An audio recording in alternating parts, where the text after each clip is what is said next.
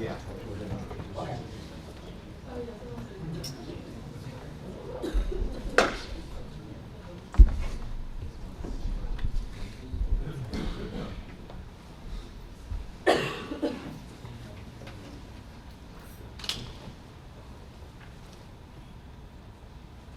Why don't we go ahead and get started? I know the ambassador has several engagements this evening, so I want to keep us on schedule. So for those of you who don't know, my name is Adam Stolberg, and I'm on faculty at the Sam Nunn School of International Affairs, and I also co-direct the policy research arm at the school, which is the Center for International Strategy, Technology, and Policy. And it's my distinct pleasure today to work with the Pakistan Student Association here at Georgia Tech in bringing together this event. And I must say, this is a very inspiring event, largely because it's been student generated. And I'm really thrilled that the students really took the initiative, and I'm really here as window dressing for Faiza and Aizaz, who really have taken the lead here. And which really shows you here in an engineering institution, there really is interest in the broader picture, especially when it comes to global issues that countries like Pakistan are right in the middle of. I also want to take a few minutes to acknowledge two main sponsors of this event. One is the Ray Davis Memorial Endowment, and this was named after General Ray Davis, who was Georgia Tech's Medal of Honor recipient for his valor on the battlefield during the Korean War. The other sponsor is the Stanton Foundation, who generously provided some the funds for our refreshments here.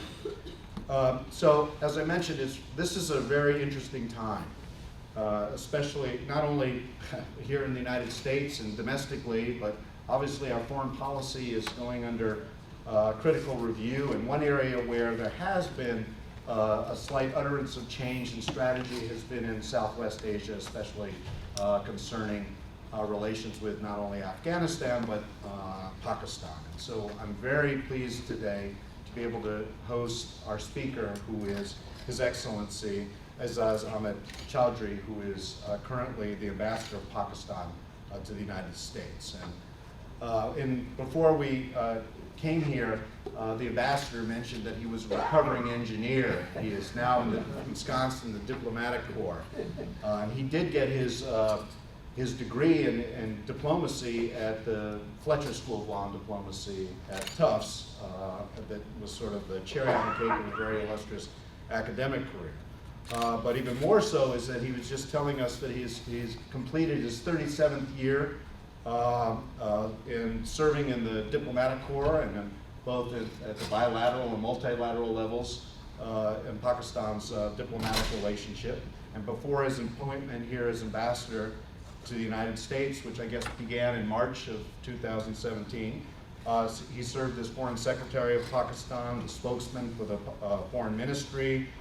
He also was a representative to the UN Disarmament Affairs Directorate, and he also oversaw relations or the peace process with India. So he's really been in the thick of everything with respect to Pakistan's foreign relations. He's previously served in ambassadors across Europe as well as the Middle East, Cairo, Doha, and Tehran. Very much involved in the European cooperation, or the Economic Cooperation Organization that's based in Tehran. So without further ado, I'd like to be able to invite our esteemed guest, His Excellency, to give a set of prepared remarks, but he has been very generous in welcoming Q&A and discussion afterwards, so I'll moderate that. So without further ado, let me turn it over. Thank you. A very good afternoon to all of you, and thank you all for coming. And let me begin by expressing my great delight in being at the Georgia Tech, a name that I had come to learn a long time back. When I actually came to Tufts, I was just telling my colleagues in the other room that I had a cousin, and we both left Pakistan together for the United States. I went to Tufts and he came to Georgia Tech, so we would talk often. But I could never make it, and it's only after, God knows what, 30 years that I've been able to make it, and I'm so pleased to be here. Thank you also to Sam Nunn School, and thank you all, above all, for coming here. Let me share with you my own thoughts in a manner that will perhaps appeal you more. I'd like to place this relationship in a broader context.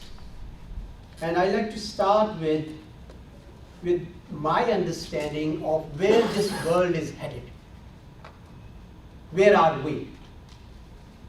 It is my impression that the world is changing, has changed, and is changing rather rapidly. And I'll sort of approach it from three dimensions. Let's see it at strategic plane. I believe that the major power rivalry with rising China and resurgent Russia is growing. In fact, people have already started writing and talking about it. Last week I came across a book which I started reading and have read almost half of it. Was by Graham Allison. You guys know who he is? He was the head of the Belfer Center at Harvard, and he wrote that book, Destined for War. And he is invoking Thucydides' trap. You guys heard about that? Thucydides' trap? This term was coined in the Greek city-states when these city-states were rising and fighting with each other. This was a Greek general, 400 BC, and a historian, who was from Athens. And when Sparta, which was the dominant power, and when Athens was rising, it said that when a dominant power sees another power rise and challenge its authority, the war becomes inevitable. This is the Thucydides trap. So he invokes to see that if today China rises and the United States being the dominant power, are they destined for war according to this trap or not? So he then goes on to study about 500 years and identifies 16 such situations and finds that, or concludes that 12 of those ended in a war. And 4 that didn't, there were certain reasons why it didn't. So he goes, he's not advocating that US and China will actually fight. But what he's saying is that this could happen if it is not handled well. So these are the kind of discussions already happening. Another book that I would like to refer you to, and very interesting book, I read that in full, which came about 8-9 months ago. In fact, no, it came late last year. Richard Haas's book, A World in Disarray. It also concludes the same, that the world is changing, world is in flux. So when the United States announced its Asia pivot in 2011, many people in Asia started perceiving it as a Cold War style containment of China policy. And then the Chinese responded by their own project, what is called OBOR, or One Belt, One Road initiative, which, as you know, touches about 67 countries. So if this rivalry picks up, are there enough security mechanisms to deal with it? UN Security Council is divided. Shanghai Cooperation Organization, which is meeting as we speak, is still new. In East Asia, which is home to some of the recent conflicts, there is no regional security mechanism. NATO, under President Trump's policies, is still evolving. So the situation is uncertain at the global. We don't know exactly. Gone are the days for the unipolarity of the world. I remember I was in the Fletcher School in Tufts in 1989. You remember the year 1989? All right, you were born, but you can always read about it. We lived through it. Berlin Wall came down, and I remember in the Blakely Wall sitting for hours watching that wall coming down. People were euphoric. They thought that Cold War has ended, will be one global village, and actually it started that way, globalization. And we thought that, in fact, some people went ahead, and Francis Fukuyama wrote, end of history. You guys read that article, end of history? And of course, he was wrong. And there were many, many articles later on which said. So 28 years later, we see that the world remains mired in conflict and change and flux.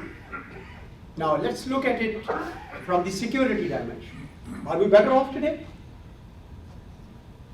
Well, bulk of the Middle East and North Africa remains unsettled. The evil forces of transnational terrorism with their ugly manifestations are still roaming large. I'm referring to Daesh and the likes. The provocative policies of a regime in North Korea has brought that whole region to the brink of war. And the sources of security threat have actually multiplied. It's no more, it's not just conventional imbalances or nuclear threats. It has gone on to cyber security or cyber threats or food insecurity or many others, or even climate change. So sources of security have also multiplied, and we are not sure that we are ready to deal with them. Now let's see the third dimension. So I looked at it from strategic plane, I looked at it from security domain, and let me go to the third one, which is socio-economic scene. Europe, which went into that economic stagnation in 2008 after the financial crisis, is still recovering. Of course, northern states are better than the southern states, but it's still by and large very slow growth rates. Migration pressures have for the first time projected immigration or immigrants as economic or security threats. Happening in Europe, but it's also now beginning to happen in the United States. Climate change, a very real danger for the world, including especially my country, and I'll talk about it if it is required, which is very, very vulnerable to climate change. International trade. I think the world worked for decades to dismantle those barriers. And we see a resurgence of protectionist tendencies, wasting decades of work on that. So I see, even on socio-economic plane, a world which is changing very fast. Be it migration pressures, be it inflation, be it climate change, be it whatever. Whatever we had gained in terms of consensus, a global consensus, through a series of mega conferences that the United Nations convened during the 90s, that is now at stake, at risk. Let me take you to my region, which is South Asia, and where are we? The situation is not much different there either.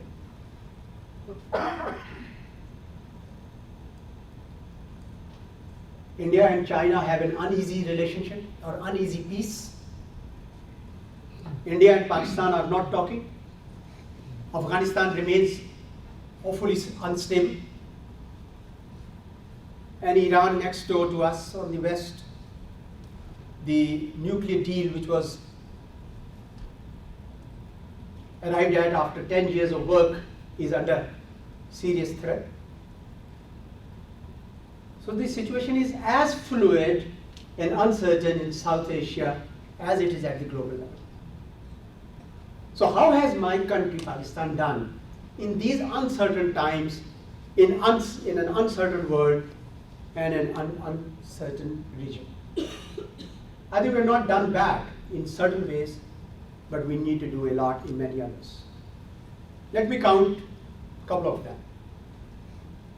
The biggest threat that we faced in the last 2 decades, particularly after 9/11, was terrorism. But it just didn't germinate in Pakistan just like that. It goes back to good about 38, 40 years ago, when Soviet Union decided to invade Afghanistan, and this whole concept of Afghan jihad emerged, where Pakistan, the United States, and some others worked together. And when the Soviets left Afghanistan, many of these militants, the so-called jihadi elements, stayed back. And after 9/11, when Tora Bora was bombed heavily, most of them moved across the mountains towards the border mountains of Pakistan. And since Pakistan decided to join international coalition in the fight against terrorism, we became a legitimate target for them. And they started bombing our cities, installations, facilities, and even schools and mosques and what have you.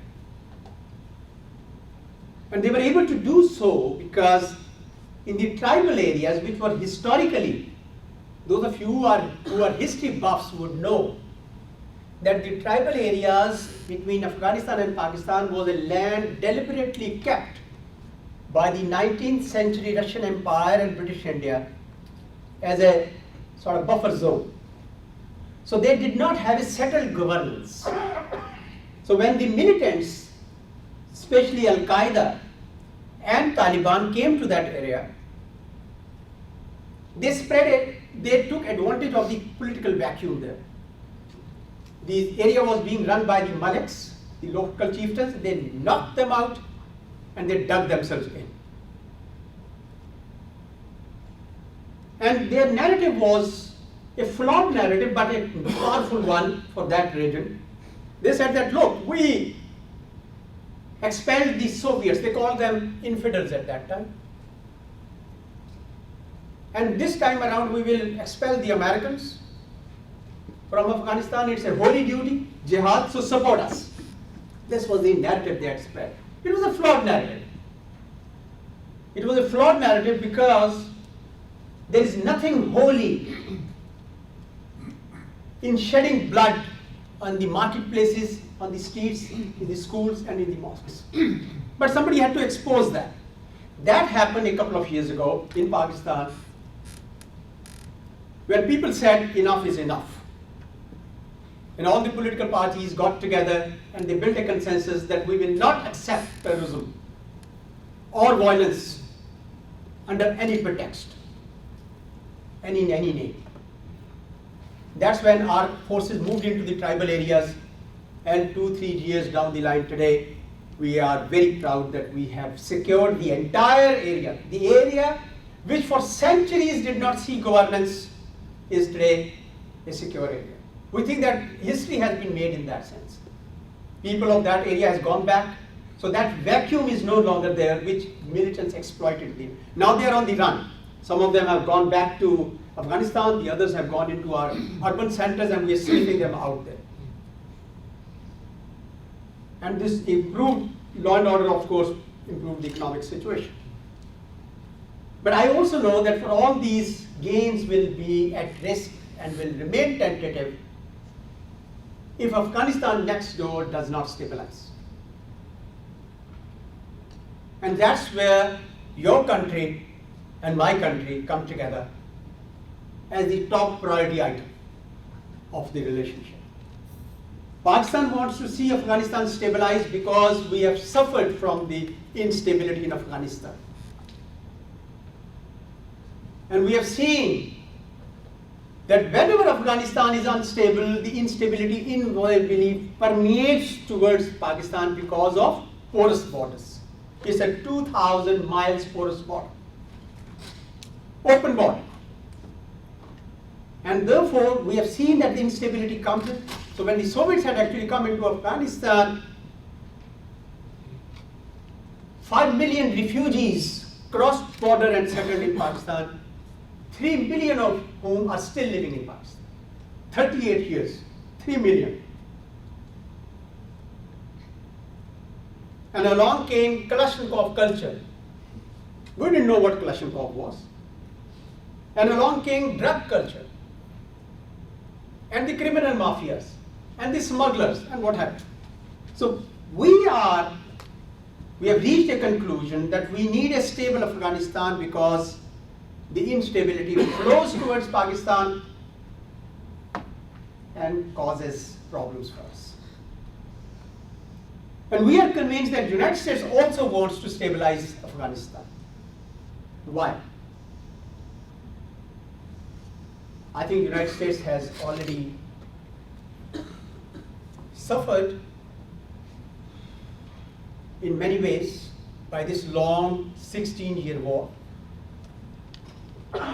According to estimates, US estimates $680 billion have been spent. Thousands of lives have been lost. And you cannot have an open-ended war. So the United States has every interest to stabilize Afghanistan so that before it leaves, it is a stable country which does not allow safe havens for any militants who in turn, like what happened just before 9/11, would threaten the world peace and security. So we think that it's important for the two countries, Pakistan and the United States, to work together. In fact, as I was leaving DC, I had an hour-long meeting in Pentagon exactly discussing on what we can do, because day after tomorrow, Secretary Mattis would be in Pakistan to discuss exactly this. So this is a very important agenda. For the United States, it's very important, but for Pakistan, it's an essential issue, because we deal with that all the time. And therefore, we are very, very, hopeful that Pakistan and the United States should work together, will work together to bring about this change in Afghanistan. Unfortunately, this situation is not that promising. The Senior Inspector General for Afghan Reconstruction, SIGAR as it's called, it is an American institution, which publishes every quarter a report on what's happening in Afghanistan. So the last report that it published about 3 weeks ago, it says that 43% of the territory in Afghanistan is not under the government control or in the control of the militants. 43%. Huge country. What does it mean? It means nearly half of that big country is now an ungoverned space, which can attract militants of the world and replay what happened before 9/11. Remember? Which was the real reason and the only reason for which United States went there in the first place. Not to allow ungoverned spaces in Afghanistan, which should be used by these militants. It's a matter of great concern for us in Pakistan, because it has already started attracting militants of the world, biggest of all Daesh and ISIS, which had taken roots in 3 provinces bordering Pakistan, and now I understand they have now infiltrated into 3 more provinces neighboring Tajikistan in the north. And they're ferocious, they're barbaric, they're awful. Luckily, they don't have any space in Pakistan, because in Pakistan we had that national consensus against terrorism of any kind. Therefore, despite their attempt, they could not take roots. But we are having these conversations with the United States, who believes in the Trump administration believes that Afghanistan, US has not been able to succeed in Afghanistan because they think that Pakistan is providing safe havens to Taliban and the Haqqanis. And we are telling them that this is a very dated information. You guys need to update and come back and see what has happened in Pakistan. The Taliban and the Haqqanis do not represent the worldview of Pakistan people. And we don't want them in our country. We are pushing them away. But what happened in the process was that bulk of them have actually moved into those ungoverned spaces. And they are carrying out all those nefarious activities. So I think the time and the urgency requires that both Pakistan and the United States, but not only these two countries, but all other countries of the region, see what's cooking there and cooperate to eliminate that threat, which is far from over. Economic side, Pakistan is doing well. We had the China-Pakistan Economic Corridor. How did that project come about? I think it's important for many people have misgivings sometimes in the United States as to what's going on there. So therefore, I think it's important for me to spend a few minutes on that. In 2013, when the present government took over in Pakistan, it had economic priorities on top of its agenda. Around the same time, President Xi took over in China. And he changed the orientation of China from an export-led heated economy to a mobilization of the domestic consumer market, which required that Western China, which was lesser developed than Eastern China, should be focused upon. But the problem with that was, and bulk of the Chinese exports, as you know, are from the eastern coast, eastern ports. So the problem was that if they develop Western China, it travels, any import or export or whatever, travels 5,000 kilometers to the east, then another 8,000 kilometers through the Malacca Strait into the Indian Ocean, and then come to the Red Sea in order to go to Mediterranean. Long, winded distance. There was also an added problem that insurance costs were going up because of trouble in East China Sea. So this project was evolved that if Western China could be connected to Pakistani port, it is only 2,000 kilometers, about 1,400 miles of distance, much shorter than 13,000 kilometers. And it made sense. The only problem was mountains, huge Himalayas and Hindu Kush mountains. How do you cross them? And that has happened. The road has been built, it's already, so this whole corridor was not only about roads, but also all forms of connectivity. Essentially to develop Western China, but in the process to develop the western part of Pakistan, which was also underdeveloped. The western part and Baluchistan. And therefore, this project started taking shape. And by next year, we are hoping that bulk of the investments which have happened in infrastructure and in energy would be completed. And we will move on to establishing special economic zones all along that corridor, where we want that there should be investments from America, Europe, and elsewhere. Because we do recognize that while we have good relations with China, there is no doubt about it, it has been a consistently good relations. We want an equally good relation with the United States. Because the United States has been a friend of Pakistan for 70 years.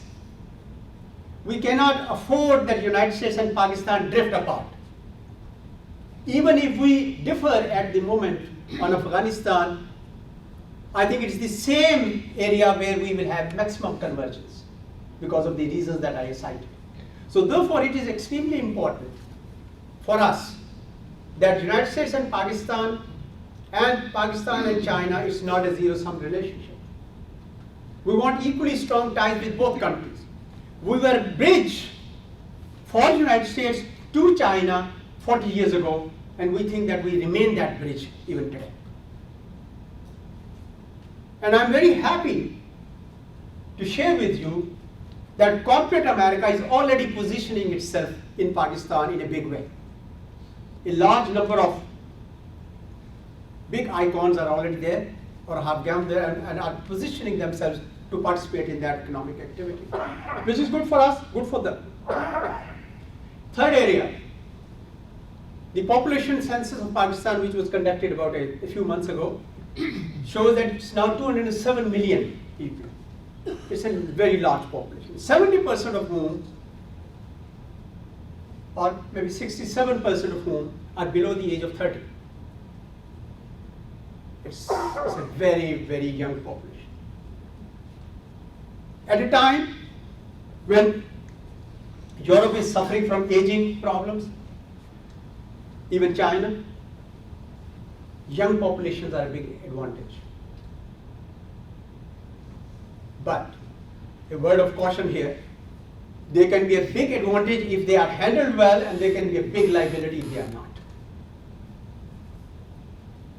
Fourth area is the democratic processes in Pakistan. Unfortunately, we have had interruption of democratic processes in Pakistan for 4 times. But since 2008, it has been a continuous process. It is noisy, as we are discovering. But I think in the process, it is throwing up many of the areas with which nation is now beginning to learn and improve and mature. The values of accountability, values of transparency, and many others are now coming up with it. What are the challenges that my society still faces? These are the plus areas. The challenges of religious extremism still prevail, and we need to figure out a way, because Pakistan wants to move in the direction of democracy, freedom, liberty, the values that your country and in fact your founding fathers gave you. The values which made America what it is today. The values that endear my people to your people. So I think that's the challenge that we are trying to work out. Another challenge we have is, unfortunately, not good relations with India. India is a big neighbor of Pakistan, and the two countries were carved out of one country. And therefore there is so many linkages. But unfortunately, the peace processes have not lasted there. And it's a saga of missed opportunities. But I am very convinced that the only direction that it can take and should take is for peaceful coexistence. And both countries will need to figure out a way to do that. So I think I'd like to pause here by summing up what my thesis were, and then we'll open the question answer so that we can benefit more from that. The world is changing, it's through a flux, it's uncertain times. Our region remains mired in instability as well. And Pakistan is trying to create and turn these liabilities into opportunities to the best of abilities. But for us, this relationship with the United States remains pivotal. We believe that the two countries work together, gained a lot, and should stay friends for the common good of the people of the two countries. Thank you very much. I think I brought my, I'll use that. Thank you. So as I mentioned, the ambassador is more than happy to take some questions here. So anybody want to start us off? You laid a lot of issues on the table here. Yeah. You haven't. The whole world is before you now. You haven't lost your knack as a scholar of international relations. Yes, sir. Mr. Ambassador, thank you very much for being here. A lot of great information, but we need to address the big elephant in the room. You talked about our people and your people, which is Pakistani people and American people. And we've been friends for a long time, as you said. That. Does our president think so? Beg your pardon? Does our president, American president, think so? Does he know? And what are we doing to inform him that we are his friends, not his enemies? Thank you. I think it's a good question. Normally, I do not comment as a diplomat. When I came to join this assignment in March, and I met the foreign correspondents, US correspondents, and many of them asked me what I thought about President Trump. I refused to give that answer. They asked me whether you would deal with them. I said, yes, we will. Because as a diplomat, we honor and respect the choice of the people of the United States. And that's what we do. So I'll, upfront say that I will not make a comment, but I do have the right to comment on the policies. Because the policies that affect me or my country is something that I should pronounce on. The relationship between Pakistan and the United States has been a relationship which has seen ups and downs.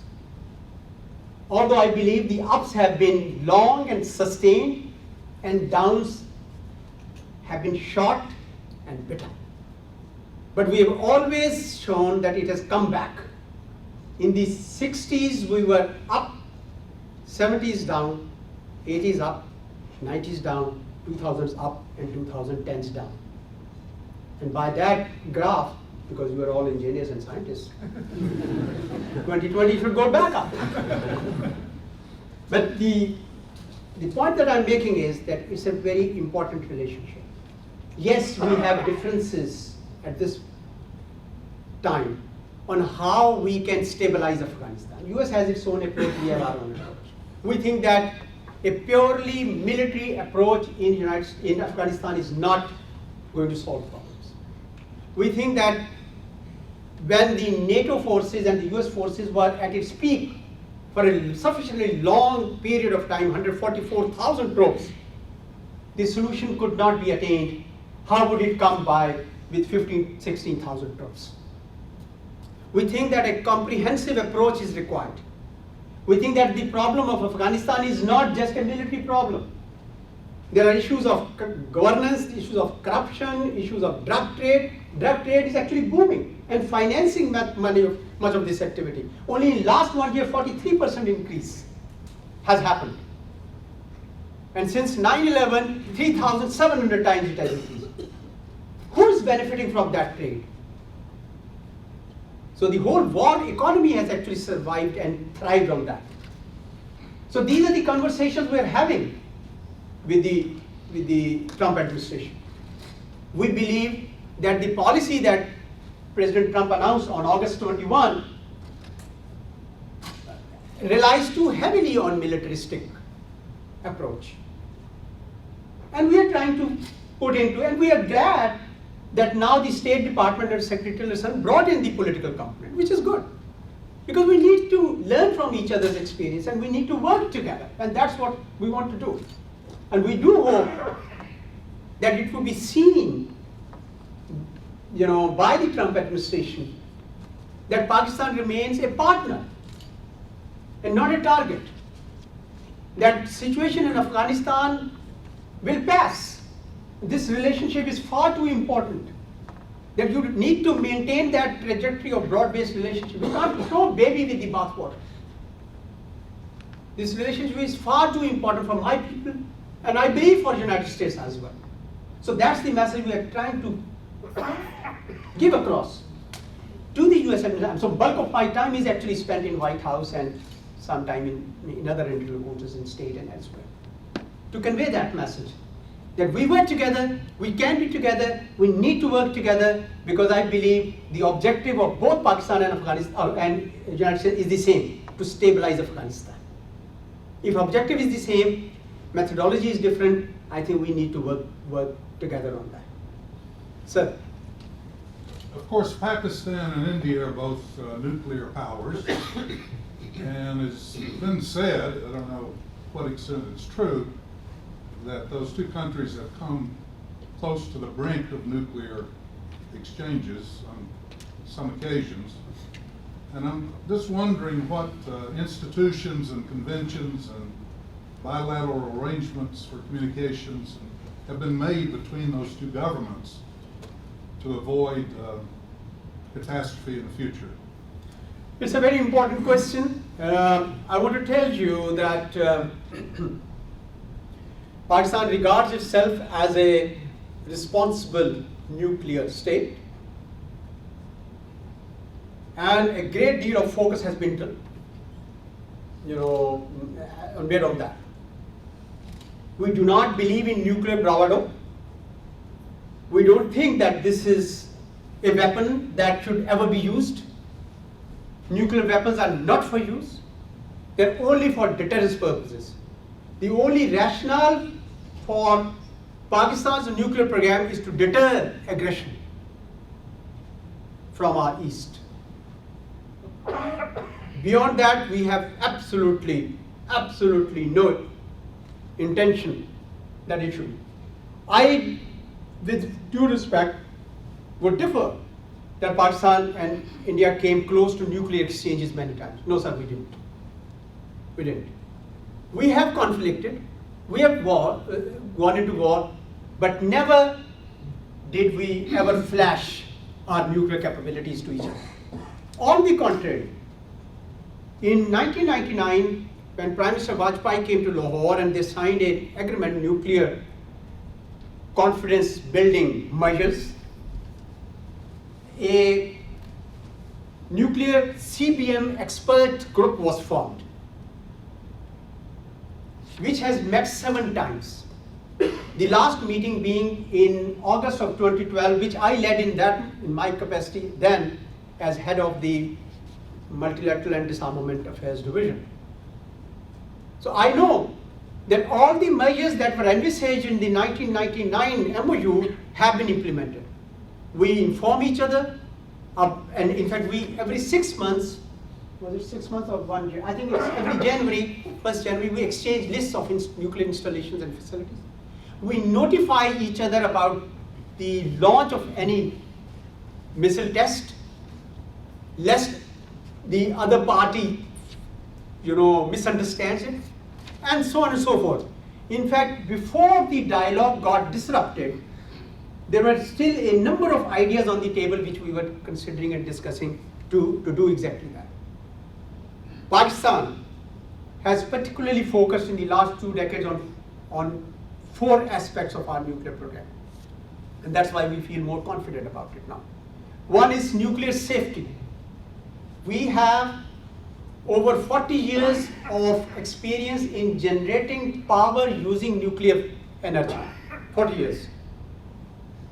All our nuclear power generation plants are under the safeguards of the IAEA, International Atomic Energy Agency. Safeguards that it has formed. And touch wood, not a single accident of any magnitude in 40 years. Nuclear security. We have now built a multi-layered system to secure fissile material as well as the weapons.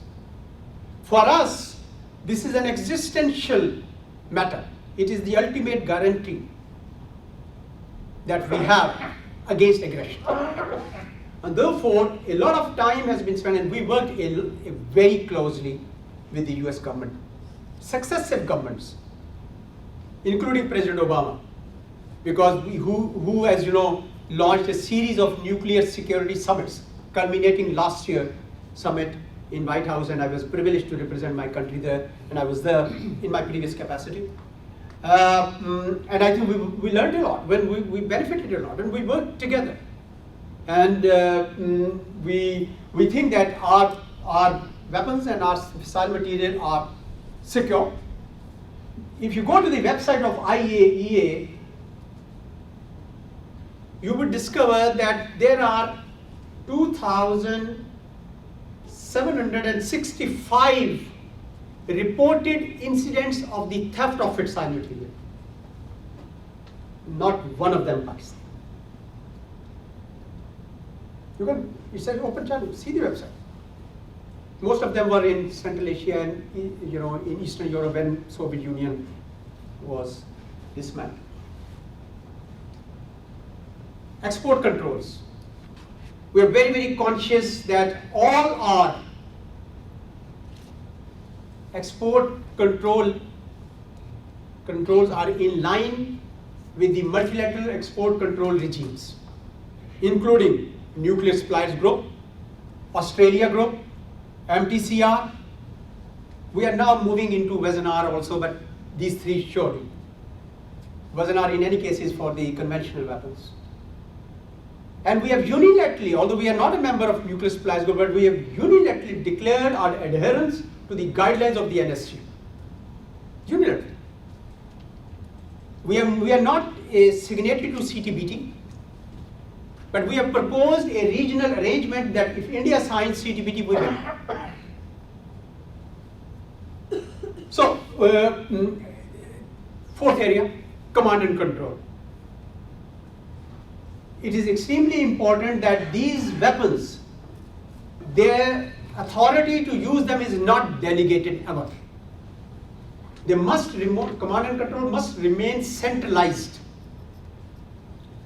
We have a national command authority headed by the Prime Minister, and we just don't want any delegation of power to go down. Sometimes in our exchanges with the United States, there is a fear expressed that perhaps Pakistan will be going to what is called,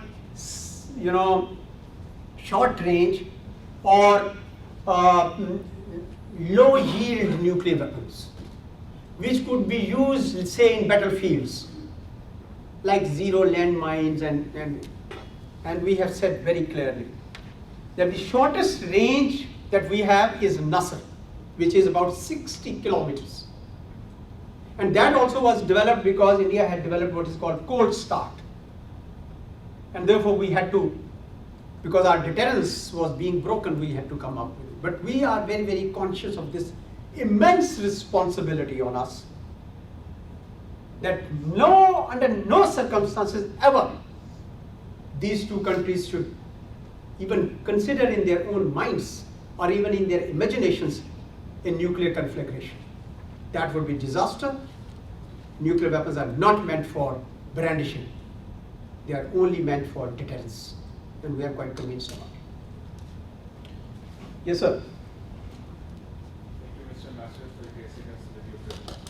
The narrative you mentioned was that after 9/11, when Tora was formed, these militants, the so-called Chaudhry, moved across the border into Pakistan. Why Pakistan became a target for them was because they joined the coalition on the international war on terror that was led by the US. Do you think this was at that point in time a strategic mistake by Pakistan to join a war that was supposed to be fought in the Afghanistan soil, but we brought it to the Pakistani soil?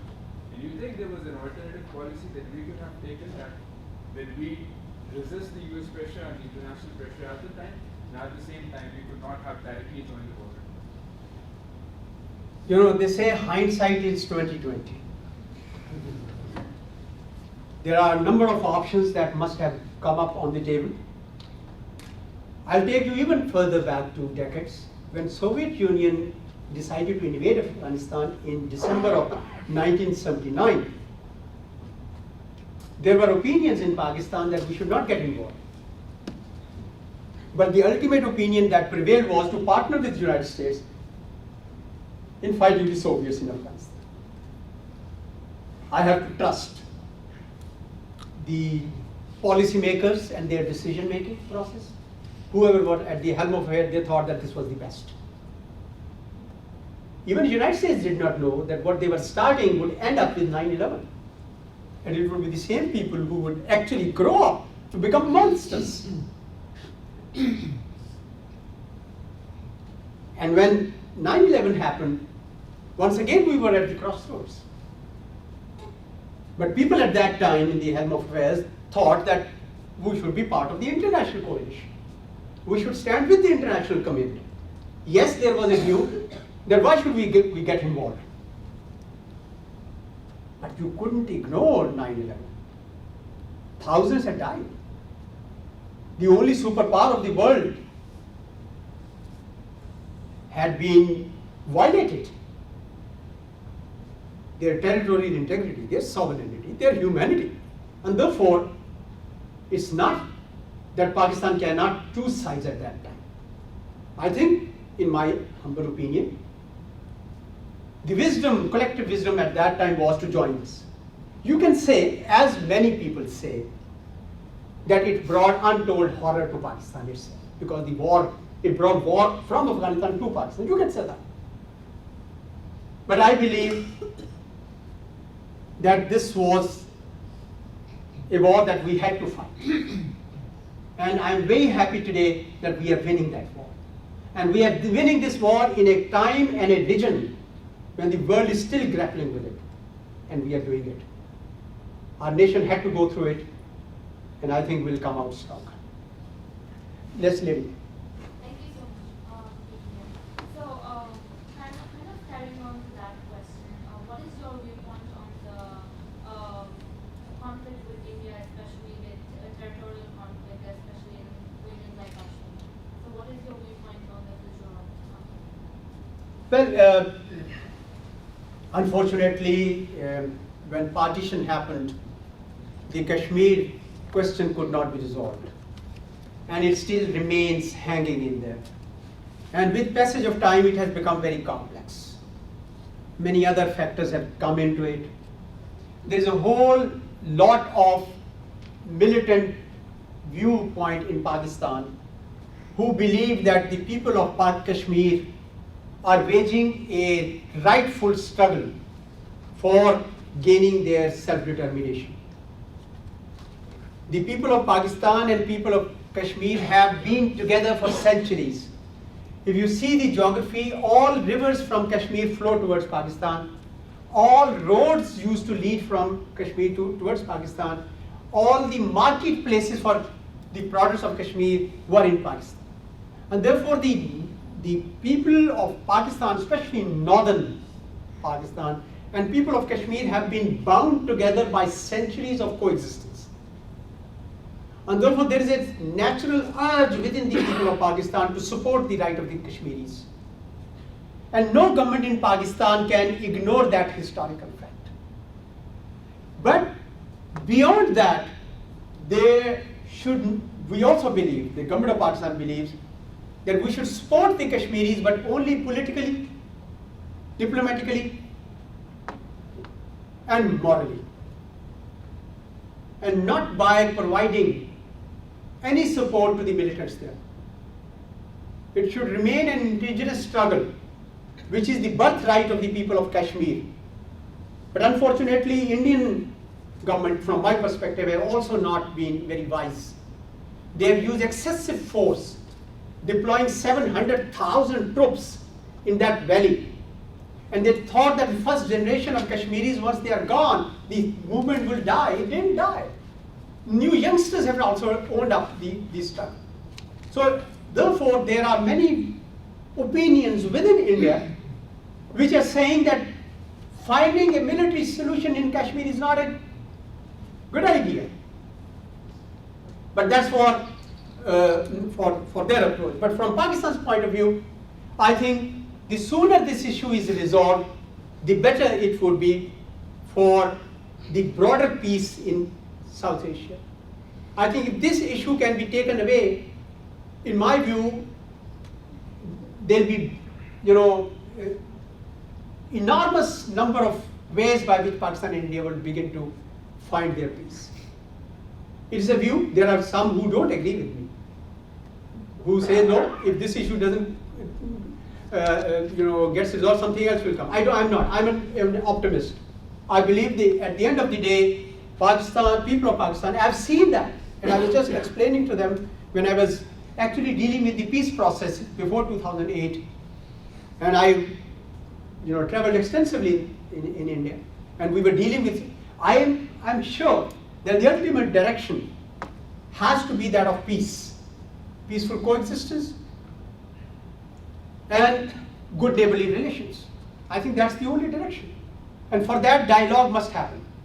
In my view, it is a mistake by the government of India to suspend the dialogue. By suspending the dialogue, we play right into the hands of the terrorists and militants. In fact, every time Pakistan and India get together, the militants rise and do something nasty. And then India suspends the dialogue. And I've told my Indian counterparts, in my previous capacity, I I've dealt with this extensively. And I would say that don't do this. They are your enemies, they are our enemies, let's get together and isolate them and keep talking. But somehow we have failed to convince the Indian government of the utility of a continuous, uninterrupted, sustained dialogue. Thank you. Yes, lady? Okay. Thank you for being here. I have a question about your perspective on the recent protests which erupted in Pakistan surrounding the clerical error about the finality of the prophethood. The government and the public alike seem to share the sentiment that this error is intolerable because it could have given more rights to the Ahmadiyya Muslim community. So my question is, do you think that this issue and past persecution of the Ahmadiyya community and other religious minorities like Christians in Pakistan, do you think this lowers Pakistan's ability to negotiate on an international stage in nations like the US where freedom of religion is so paramount? Certainly. This issue is a very important issue, a very sensitive issue in Pakistan. And it has been so. Unfortunately, by some reason, either typographical error or some reason, it got altered. And the new election bill that was election reforms bill became incongruent with the constitutional provisions on this issue. And that gave opportunity to certain religious extremist outfits to start making a big issue out of this. Blasphemy law in Pakistan is not the only exception when it comes to blasphemy laws worldwide. Every country has had blasphemy laws. Blasphemy laws basically say that the personalities that you revere, you do not insult them. You must respect them. But it's the misuse of blasphemy law which has resulted in a lot of problem in Pakistan. And contrary to the opinion that prevails, vast majority of the victims of blasphemy law are Muslims, 85%. Not Christians, not Hindus, not anybody else. And mainly because some political religious outfits try to settle score with another person for some reason, claiming that he has disrespected the Prophet. So therefore, I think it is now becoming increasingly clear that we have to work harder in finding ways to stop the misuse of blasphemy law. One of the governors of one of the provinces in Pakistan was shot by his own guard, who thought that the governor had actually carried out disrespect of the Prophet, Holy Prophet. And therefore, it's that kind of sensitive issue which became the reason for this unrest. But it's not happened first time. It happened in 1953, it happened in 1973, but every time the consciousness and awareness have built and people are ready to see that it's better not to touch this issue and go on with our lives. Yes, ma'am. So most of us at Georgia Tech are on an esteemed scholarship, and in the recent government there has been a tax, like a budget cut for esteemed scholars of about 50%. And since we consider ourselves as advocates for the USA in promoting its good image back in Pakistan, and similarly bringing back a good Pakistani image in the USA.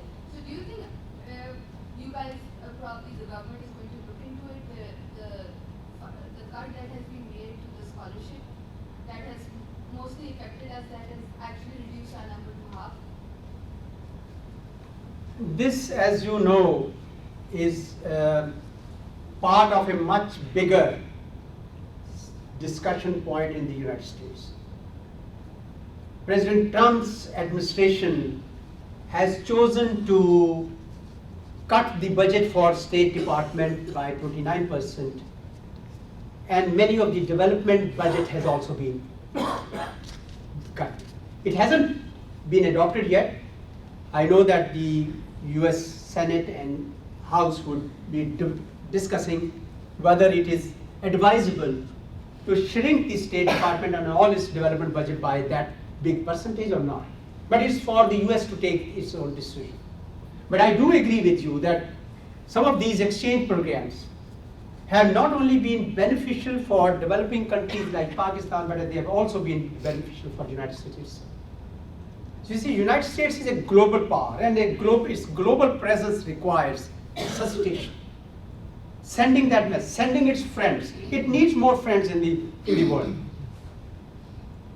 It's easy to make enemies, but it's difficult to find friends. And therefore, these programs have been the biggest source of earning friendships for Pakistan, for the United States, and ultimately partnerships, business or other partnerships for the United States. I hope that some of these programs can continue, and I also hope that the recipient governments would also chip in to continue with their own funds such programs, because they are beneficial for us also. It's not the responsibility only of the United States to do that. I think it's a shared responsibility, and we should do it ourselves as well. I've said to our people that I'm a pro-woman person, and I've proven that. 3 women questions, 2 men. But I still ban, because I also believe in gender balance. So yes, sir. I think that gentleman raised the comment.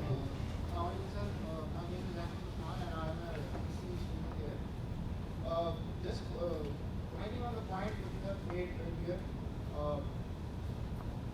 that the world, I think, is facing a quite serious terrorism, right? Both the Middle East, what you see today, is unstable. And as you said, that since the drug trade has benefited in Afghanistan a lot, and the numbers you have given are staggering. Almost similar trends have been observed in the Middle East when the terrorists have benefited from the oil exports.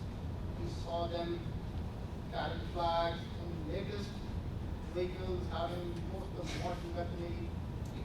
And with the 57% or I think 53% of Pakistan uncontrollable but not under any government supervision, and this drug trade increased, how would we try to, or how would Pakistan, United States, and the world community as a whole would stop this thing? Because we have seen in Pakistan during these recent operations of Ratul Prasad and others that if you cut the money trail of these terrorists or these organizations, will benefit a lot. Thank you. I think it's a very, very important area, perhaps root of the problem. Financing. Financing of terrorism has now gained central place in the counter-terrorism campaigns all across, including my country. We have had that problem for a long time because a large informal economy that exists, it's difficult to track the bad money which is going on and financing such nefarious activities. But there is a process within the country. We have adopted a number of laws to stop that. And I understand at the international level, under UN Security Council's directive, a financial action task force called FATF has been working, where all countries are getting together to find ways of blocking these channels of finances that are going to the terrorists. And I do hope that that all governments would succeed in that. It's not going to be an easy task, but we need to do that. And we need to do that, and I can't agree more with you that unless you cut off the finances, we cannot actually stop their activities. In Afghanistan, the drug trade is financing the entire war economy. And these beneficiaries of that drug trade have actually become very powerful in this game, and they are not interested in peace anymore because they benefit directly from that. So it's a very serious issue. One more, okay, we'll take last question. Yes, sir. Oh, sorry, you have been raising hand for a long time. Please go ahead. Thank you, Mr. Ambassador. We are really honored to have you here. My question is regarding the current situation prevailing in the Middle East, where the United States is supporting Saudi Arabia in the war against Yemen, and then there is a rising confrontation against between Saudi Arabia and Iran. Keeping in mind that Iran is our neighbor in the West, where Pakistan is standing and what will be the long-term implications of our stand? Yeah, thank you. It's an important question. Saudi Arabia is a very close friend of Pakistan. It's home to the two holiest shrines for Muslims. It is revered. 2 million Pakistanis work there, perhaps more. And therefore, we have a very good relation with Saudi Arabia. Iran is a neighbor. Iran is a neighbor, and Persian language had deep imprint on the culture in Pakistan, as indeed in the entire Indian subcontinent. And therefore, we want equally good relation with Iran. So we were caught between the two. And in March of 2015, when Saudi government somehow decided to launch military strikes on Yemen, things came to a head. And the debate that ensued in Pakistan was that we will not take sides. We cannot afford to take sides. Why? One, because both countries are friends of Pakistan.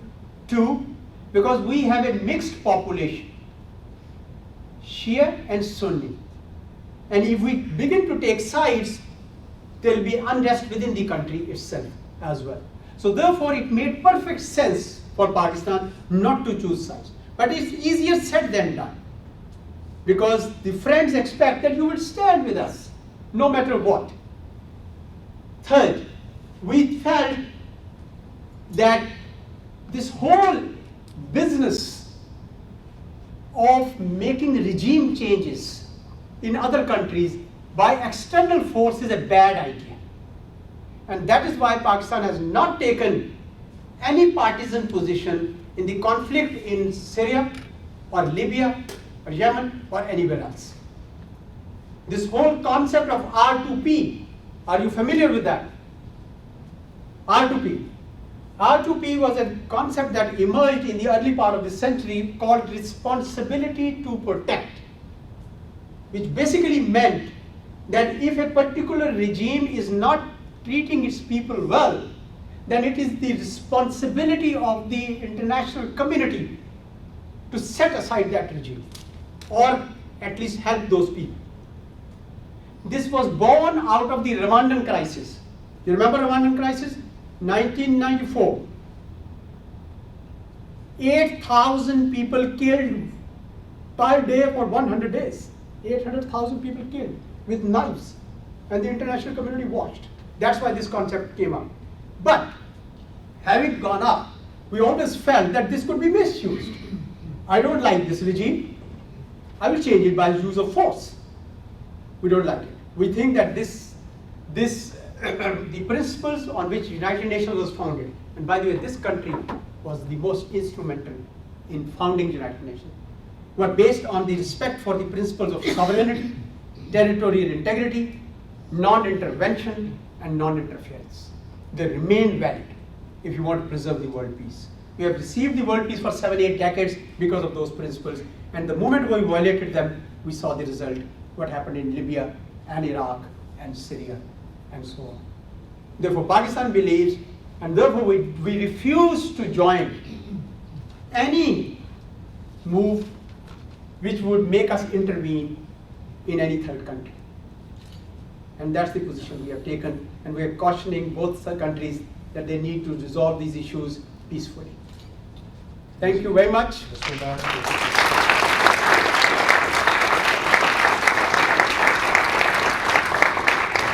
You gave us a lot of food for thought, but I think the best benchmark of success is standing room only on a Friday at 5 o'clock at our university campus. So I thank you very much, and please join me again in thanking the ambassador. Let me present you a book for your office. This is about the churches of Pakistan, right? Until I saw this book myself, I didn't know that we had such a rich cultural heritage of Christianity. There are thousands of churches studied, beautiful ones, in all over Pakistan. So I hope that you'll enjoy and seeing them and keeping them in your I look forward to visiting them. Thank you very much. Thank you. God bless you all. God bless you all. God bless America. God bless all.